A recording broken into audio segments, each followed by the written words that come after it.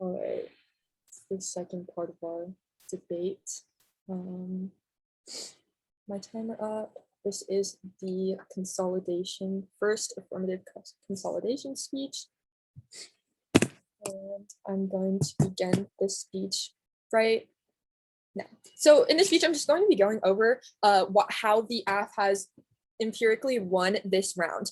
So first, it started off with the neg attacking our or us attacking the neg's contention, their contention one of persecution and violence, which is basically talking about how religion, people have used religion in order to or people have persecuted other people for not having the same religious beliefs. However, these are not, as they specifically stated in cross-text, that these aren't as a result of specific beliefs, but as religion themselves. And they brought up how the topic primer and how it says that we need to focus on the effects of religion. However, we also need to take in consideration the specific wording of the topic. And the topic says that do religious beliefs and practices benefit society? Beliefs and practices from religion themselves, not just actions that bad people are taking because they're bad people and they're using religion to justify their bad actions.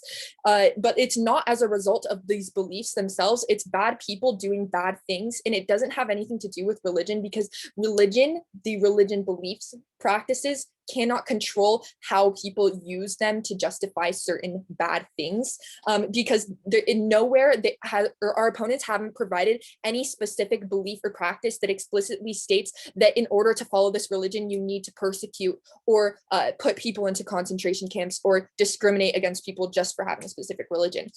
Next, going on to their second contention, they talked about how religion results in trauma, in trauma and stuff like that. But we stated in our contention how religion actually uplifts people, and the specific beliefs and values promote healthy mindsets and not being depressed and having really good healthy mindsets, good families, and all of that stuff that typically contribute to depression. It actually uplifts people and helps them. And statistically, that is just what's shown. And if we're talking about the resolution, which is on balance, so if you're thinking about like a scale, while religion may have its faults and extremes, such as the scare tactic, it's not religion. Religion overall has a way more positive effect on society by teaching these specific positive uplifting values. And furthermore, they mentioned things such as scare tactics. However, that's all it is. It's a tactic. It's not a belief. It is not a practice. It's a tactic that bad people use, and they're using religion to justify it, but it's not the religious beliefs and practices themselves. Next, moving on to their third contention about homophobia. I have a piece of evidence from PBS, if I can pull it up really quickly, talking about how basically the belief this is from PBS, and it says, in sum, there's only one place in the writings which eventually become the Christian Bible where homosexual relations per se are clearly prohibited. In the context which the prohibition occurred rendered it inapplicable to the Christian community, at least as moral law. Just wanted to bring that up, but that's all the time that I have. Cool, thank you. Can we use some prep time? Yeah, we can. Okay, we're gonna use a little bit of prep time. Okay.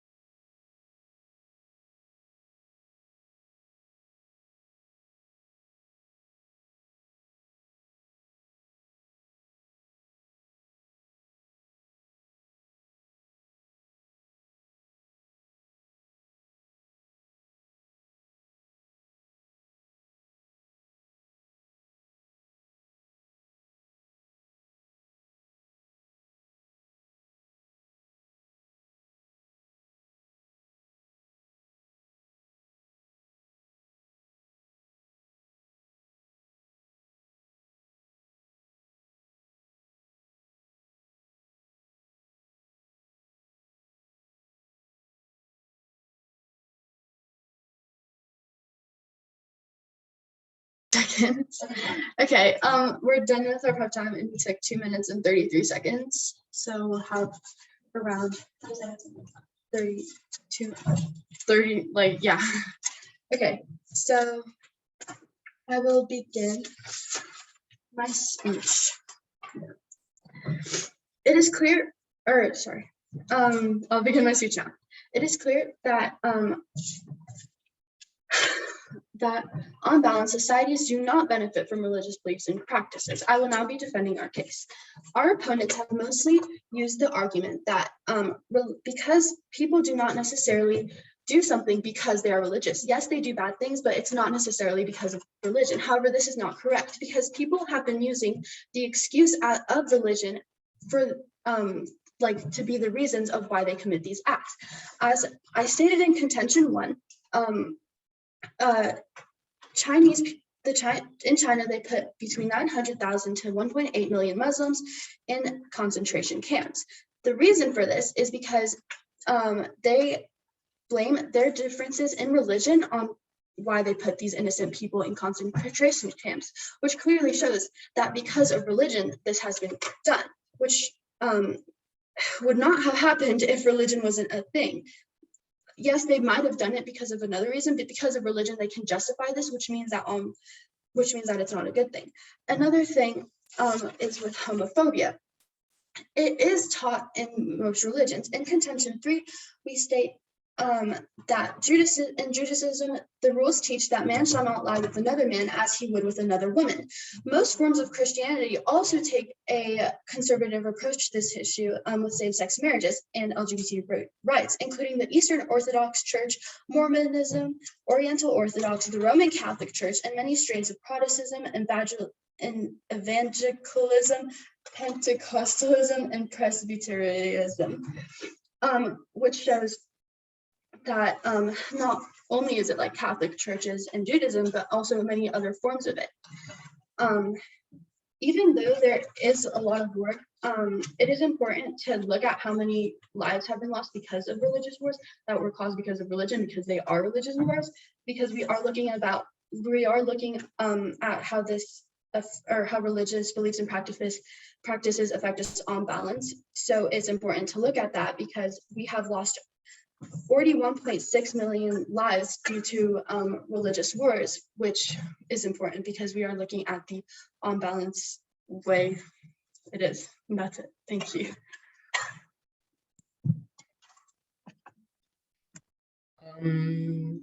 Wait, so the last 3-minute speeches, those are like our final speeches tying things up, right? Yeah, and then do you want to use the rest of prep so we can just like talk a little bit before you go? Yes, please. Okay. Okay. We have a minute 18, right? Yeah. Okay, cool. You want to start a timer page? Yeah.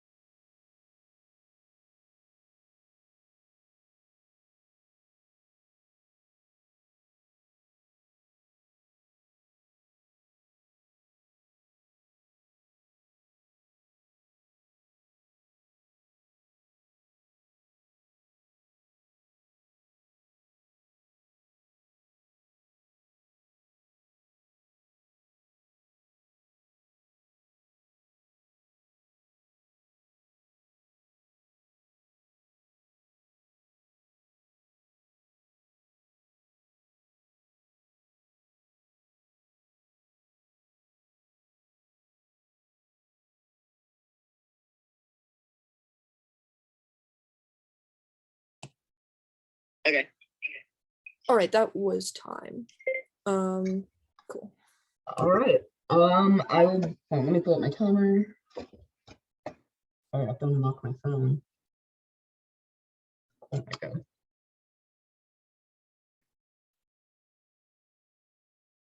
All right. And I'll begin this last 3-minute speech kind of summarizing our points and just going over a few final things.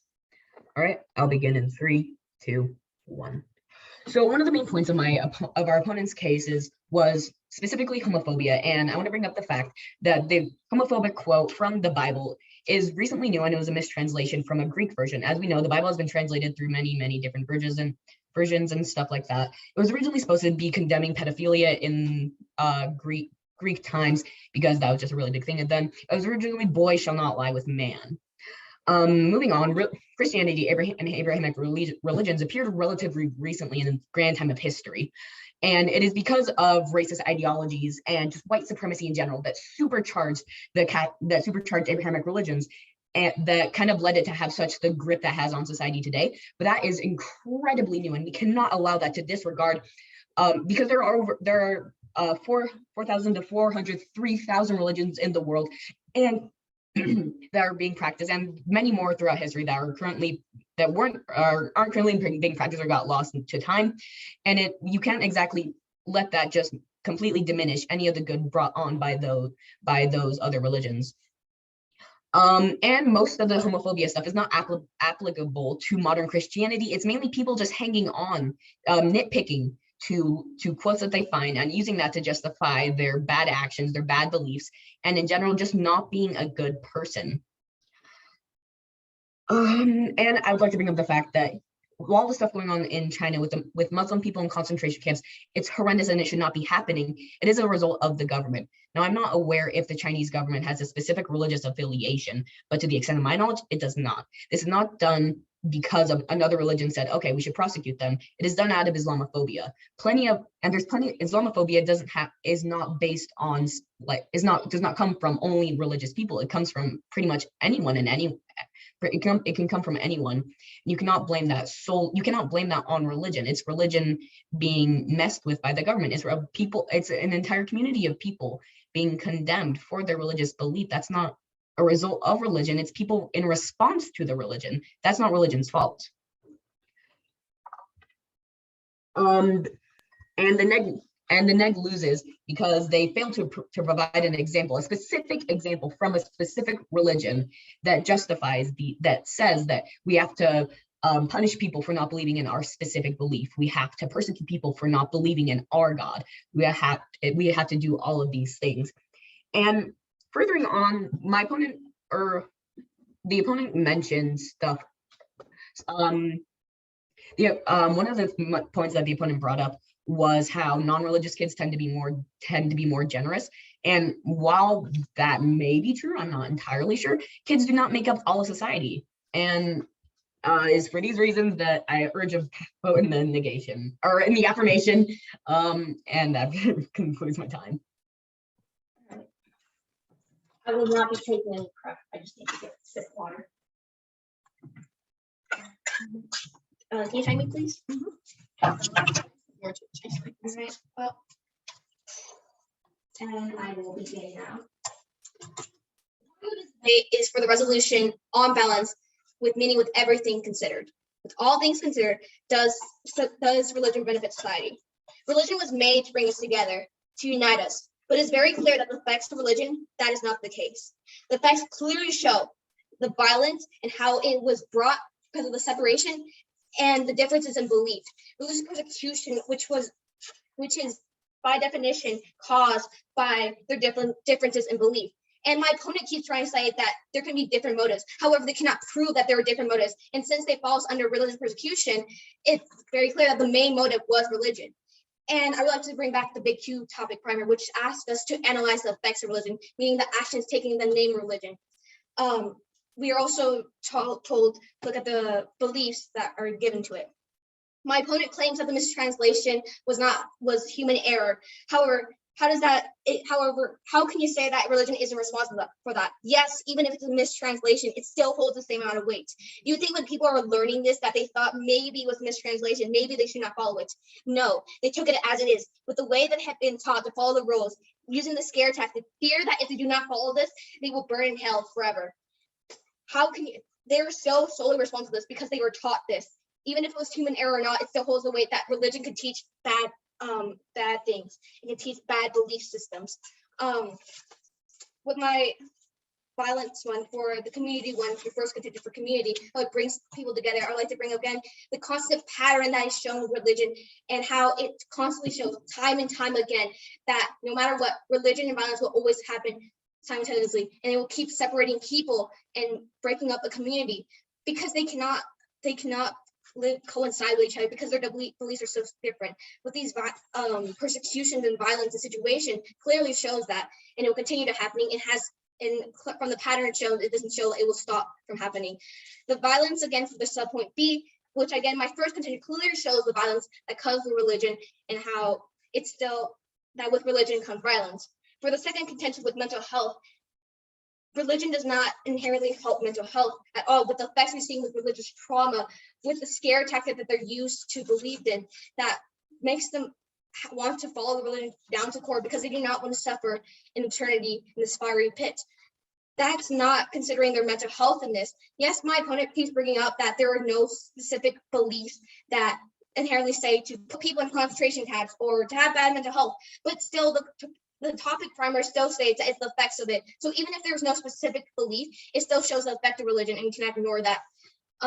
With the beliefs one, we can also just bring up homophobia, and how the effects of the teaching of homophobia has led to people having bad mental health and has led to them being in violence. That's why we urge for the negation ballot.